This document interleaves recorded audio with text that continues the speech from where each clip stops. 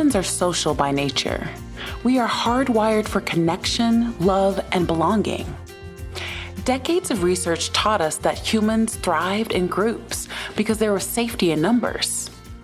For this reason and many others, we can understand why humans evolved as social animals and continue to organize into groups.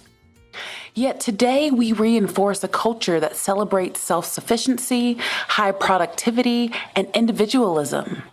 But have you ever wondered if perhaps you're a little too independent? Today, we're going to talk about the signs of hyper-independence and how it might be a response to trauma. Welcome back to Savvy Psychologist.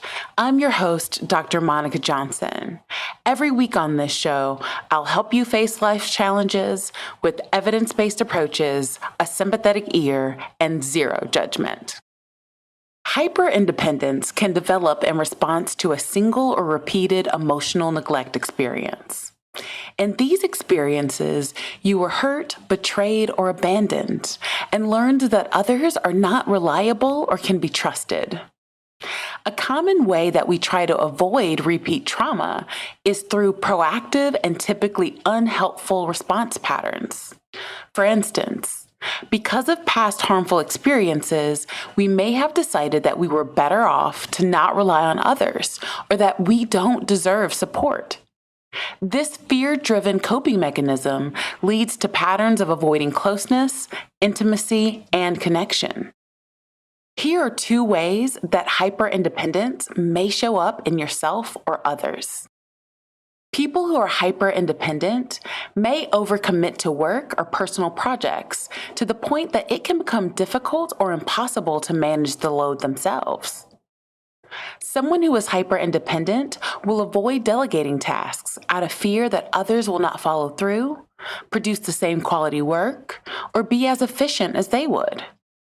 This is the classmate who volunteers to do all the work in the group project, the partner who takes the lead in managing the household, or the friend who plans every detail of a 2-week foreign vacation. For those who struggle with hyper-independence, asking for or accepting help feels dangerous. They would rather take on too much and deal with the stress than be disappointed again. In general, those who are hyper-independent will take on too much responsibility. Consequently, this habit can lead to issues with burnout. One primary goal of the hyper-independent person is to avoid vulnerability and perceived disappointment. The behaviors and attitudes that follow can make these individuals appear cold and guarded. Close relationships are interdependent, and a person who is hyper-independent will often have difficulty opening up.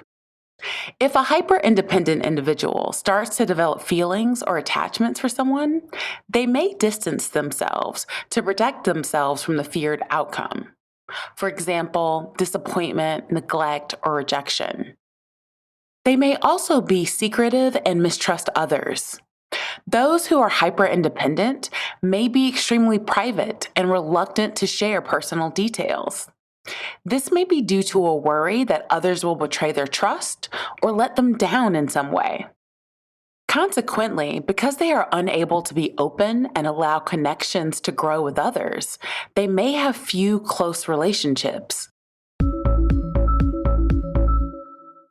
If you are someone who considers themselves independent and can relate to several of the patterns described, it may be worthwhile to ask yourself if your independence is actually a survival mechanism or trauma response. Like all things in life, independence also requires balance. It is empowering to know that you are self-reliant. However, it becomes problematic if it stands in the way of you reaching out for help when it's actually needed. Hyper-independence may have developed as a way to protect yourself from the hurt and pain that others inflicted. But holding on to it ensures that you'll miss out on connecting with people who do want to genuinely support you. The vulnerability that comes with close connections is scary for everyone. However, when we accept that we do need other people, we can learn how to cope with those social scaries. You may want to challenge yourself to delegate a small task. Choose someone who objectively appears to have good follow-through, communication, and has voiced a desire to be supportive. Once you see that others can be relied on in small ways, it becomes easier to delegate larger tasks in the future. Additionally, it's okay to admit to yourself when you notice the signs of burnout and to take time to engage in self-care. You may notice that frustrations or other judgments arise when you think about your own needs. That's because having needs can sometimes be interpreted as weakness. Instead, it's important to acknowledge that needs are normal and have compassion for yourself and others. This empathy will lead to healthier outcomes in the long run. Those who are hyper-independent ultimately desire healthy attachments, but the fear of connection gets in the way. I find it's helpful to process those fears, whether that be through therapy or journaling. The solutions are usually discovered in the places you're reluctant to explore. And being vulnerable with yourself can be the first step towards healthy human connection. What is the fear that you have about connecting with others?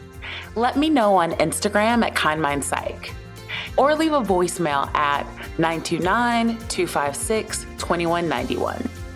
The Savvy Psychologist is a quick and dirty tips podcast. It's audio engineered by Steve Rickyberg, with script editing by Brandon Getches. Our podcast and advertising operations specialist is Morgan Christensen. Our digital operations specialist is Holly Hutchings. And our marketing and publicity associate is Davina Tomlin. Follow Savvy Psychologist on Apple Podcasts, Spotify, or wherever you listen to podcasts. That's all for this episode of Savvy Psychologist. Thanks for listening, and I'll see you next week.